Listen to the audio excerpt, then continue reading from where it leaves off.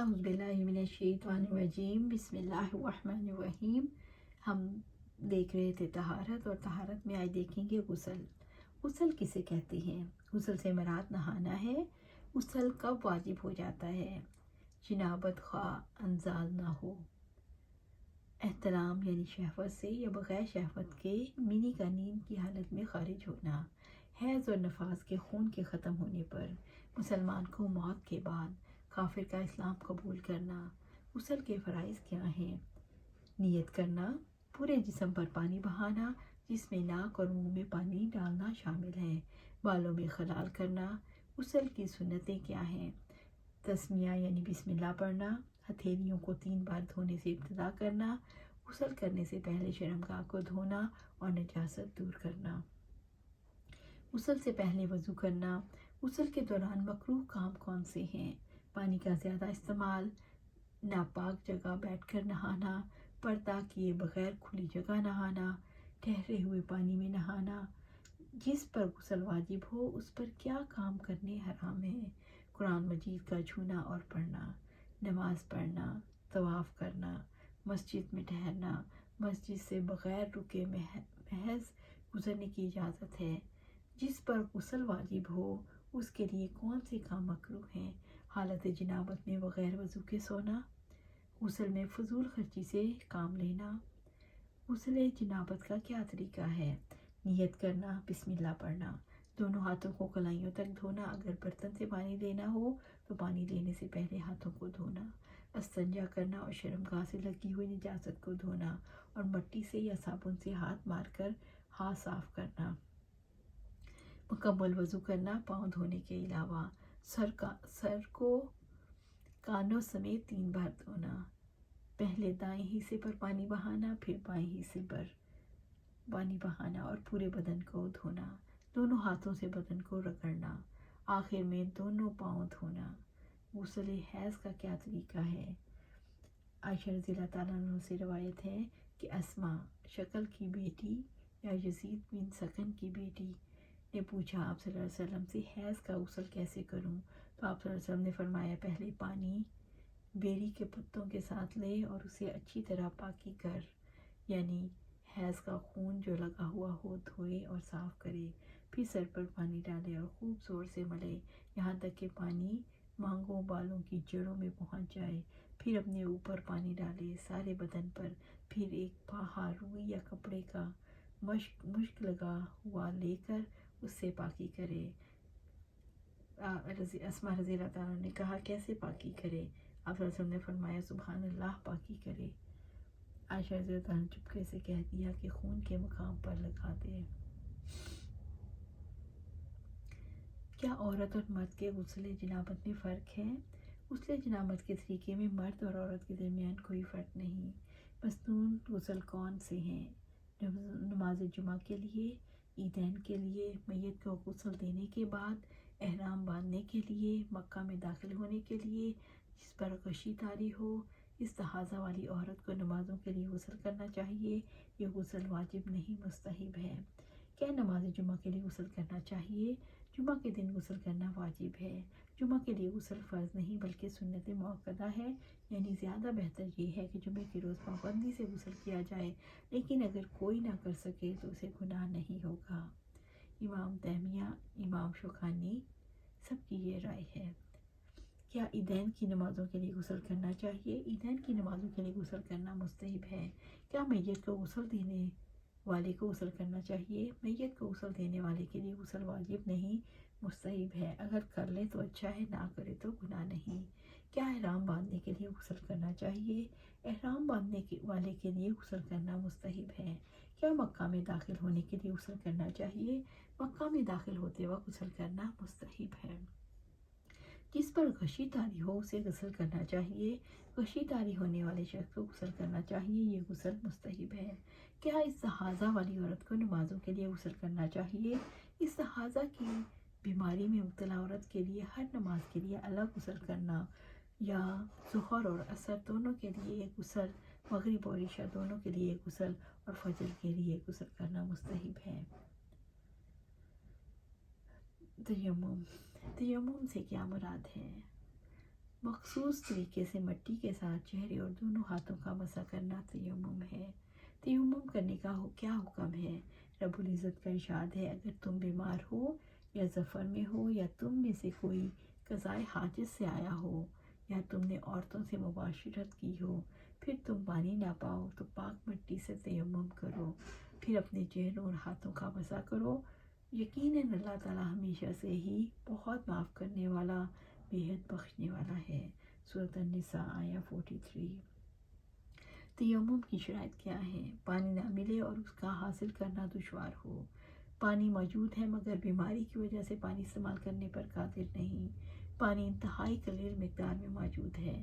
مٹی پاک اور مباح ہو، اس پر غبار ہو اور ملی جلی نہ ہو۔ تیمم کے ارکان یا فرائض کیا ہیں؟ نیت کرنا، ایک بار دونوں ہاتھوں کو مٹی پر مارنا، پورے چہرے کا مسح کرنا، اس کے بعد کلائیوں تک دونوں ہاتھوں کا مسح کرنا۔ تیمم کی سنتیں کیا ہیں؟ غسل کے لیے تیمم کرنے کی صورت میں ترتیب اور بغیر وقفے کے عمل موالات کو قائم رکھنا، آخری وقت تک مؤخر کرنا، وضو کے بعد پڑھی جانے والی دعا پڑھنا۔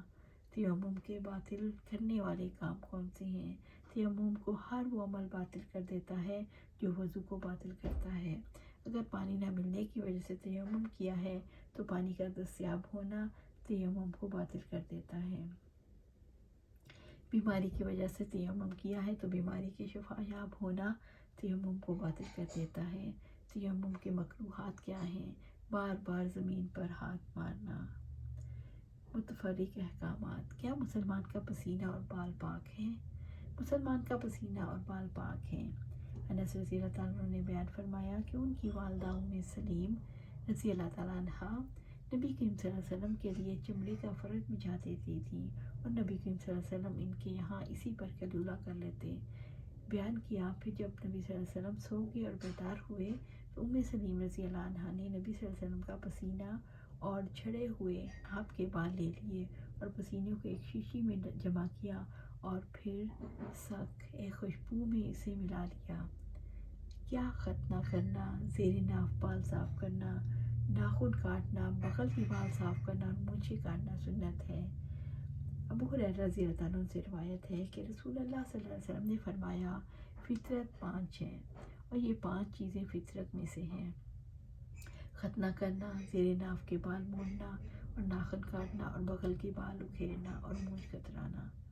کتنے عرصے تک ناخن رکھنے سے طہارت برقرار رہتی ہے؟ انس بن مالک رضی اللہ تعالیٰ نے کہا، ہمارے لیے میعاد مقرر ہوئی مونچھ کترنے کی اور ناخن کاٹنے کی اور بغل کے بال نوچنے کی اور زیر ناف کے بال مونڈنے کی کہ نہ چھوڑیں ہم ان کو 40 دن سے زیادہ۔ کیا مونچھیں رکھنے سے طہارت برقرار رہتی ہے؟ عبداللہ بن عمر رضی اللہ تعالیٰ عنہ سے روایت ہے کہ آپ صلی اللہ علیہ وسلم نے فرمایا، خلاف کرو مشرکوں کا، نکال ڈالو مونچھوں کو اور پوری رکھو داڑھیوں کو، یعنی چھوڑ دو ان کو اور ان میں قطر بیونت نہ کرو۔ کیا سو کر اٹھنے کے بعد ہاتھ دھونے سے پہلے کسی چیز کو ہاتھ لگانا چاہیے؟ سو کر اٹھنے کے بعد 3 مرتبہ ہاتھ دھو کر کسی چیز کو ہاتھ لگانا چاہیے۔ ابو ہریرہ رضی اللہ تعالیٰ سے روایت ہے کہ آپ صلی اللہ علیہ وسلم نے فرمایا، جب کوئی تم میں سے سو کر اٹھے تو اپنا ہاتھ برتن میں نہ ڈالے جب تک کہ اس کو 3 بار نہ دھو لے، کیونکہ معلوم نہیں کہاں رہا ہاتھ اس کا۔ کیا زندگی کے کسی حصے میں بھی ختنہ کیا جا سکتا ہے؟ اگر بچپن میں کسی وجہ سے ختنہ نہ ہوا ہو تو زندگی کے کسی حصے میں بھی ختنہ کیا جا سکتا ہے۔ ابو ہریرہ رضی اللہ تعالیٰ عنہ نے بیان کیا کہ نبی صلی اللہ علیہ وسلم نے فرمایا، ابراہیم علیہ السلام نے 80 سال کی عمر میں بسولے سے ختنہ کیا۔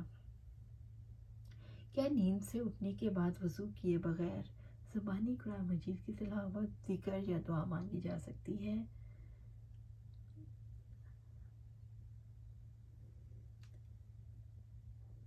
قریب جو ابن عباس رضی اللہ عنہ کے آزاد کردہ غلام ہیں، ان کو ابن عباس رضی اللہ تعالیٰ عنہ نے خبر دی کہ وہ ایک رات ام المومنین میمونہ رضی اللہ تعالیٰ عنہ جو مسلمانوں کی ماں اور ان کی خالہ ہیں کے گھر رہے۔ ابن عباس رضی اللہ عنہ نے کہا، میں تکیہ کے چوڑان میں لیٹا اور رسول اللہ صلی اللہ علیہ وسلم اور آپ صلی اللہ علیہ وسلم کی بی بی صاحبہ اس کی لمبان میں سر رکھ کر لیٹے، اور نبی صلی اللہ علیہ وسلم سوتے رہے یہاں تک کہ آدھی رات ہو گئی یا کچھ پہلے یا کچھ بعد رسول اللہ صلی اللہ علیہ وسلم جاگے اور نیند کا اثر اپنے منہ پر سے اپنے ہاتھ سے پوچھنے لگے۔ اس کا استحباب ثابت ہوا۔ پھر سورہ آل عمران کی آخری 10 آیتیں پڑھی۔ ان آیتوں کا پڑھنا بھی اس وقت مستحب ہوا۔ پھر ایک لٹکی ہوئی پرانی مشق کے پاس گئے اور اس سے وضو کیا اور خوب وضو کیا، پھر نماز پڑھنے کھڑے ہو گئے۔ اسی طرح حذیفہ بن یمان رضی اللہ تعالیٰ نے بیان کیا کہ آپ صلی اللہ علیہ وسلم جب اپنے بستر پر لیٹتے تو یہ کہتے بھی اسمک اموت و احیا، تیرے ہی نام کے ساتھ مرتا اور زندہ رہتا ہوں، اور جب بیدار ہوتے تو کہتے الحمدللہ الذی احیانا بعد ما اماتنا والیہ نشور، اسی اللہ کے لیے تمام تعریفیں ہیں جس نے ہمیں زندہ کیا اور اس کے بعد اس نے موت طاری کی اور اسی کی طرف لوٹنا ہے۔ کیا سر کا کچھ حصہ مونڈا اور کچھ چھوڑا جا سکتا ہے؟ آپ صلی اللہ علیہ وسلم نے منع کیا قضا سے۔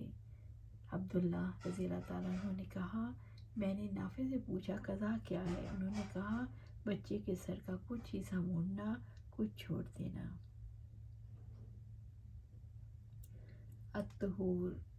الطہور شطر الایمان، پاکیزگی نصف ایمان ہے۔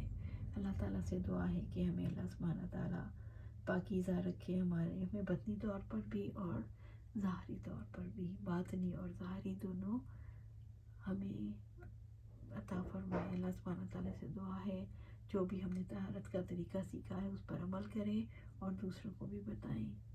اللہ سبحانہ تعالیٰ ہمیں طہارت کے ساتھ رہنے کی توفیق عطا فرمائے۔ اللہ سبحانہ تعالیٰ ہمیں باطنی اور ظاہری دونوں پاکیزگی عطا فرمائے۔ اللہ سبحانہ تعالیٰ ہمیں جنت الفردوس میں جگہ عطا فرمائے۔